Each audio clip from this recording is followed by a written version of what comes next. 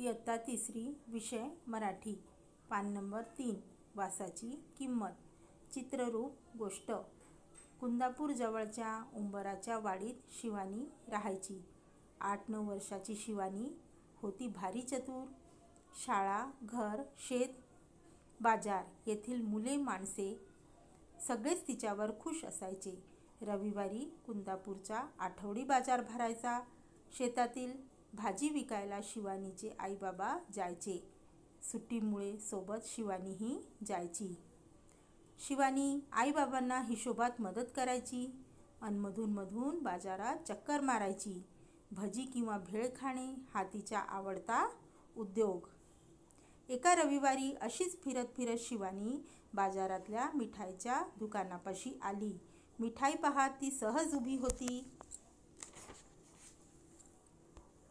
हलवाई तिच्याकडे पाहत होता। तो गल्ल्यावरून उठून शिवानीकडे आला। ए मुली, चल पैसे काढ। कसले पैसे? शिवानी म्हणाली। मघापासून माझ्या मिठाईचा वास घेतेस, त्याचे पैसे। अहो, पण मिठाईचा वास तर येणारच ना, म्हणून काय वासाचे पैसे द्यायचे? पैसे दिलेच पाहिजे, म्हणून हलवाई ओरडू लागला। हळूहळू बघणाऱ्यांची गर्दी जमली। काय माणूस आहे हा, शिवानी म्हणाली।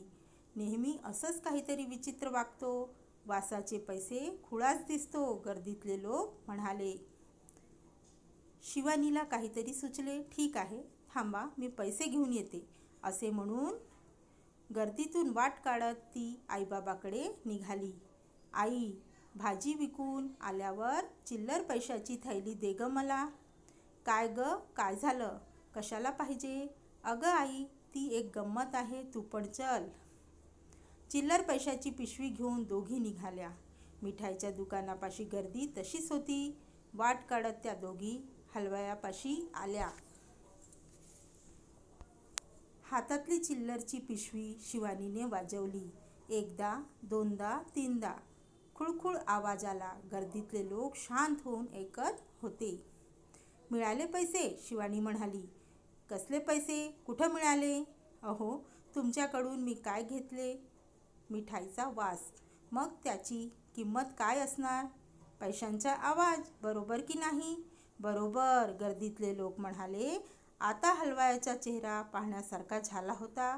शिवानी मात्र ऐटीत पैशाची पिशवी घेऊन आईसोबत निघाली।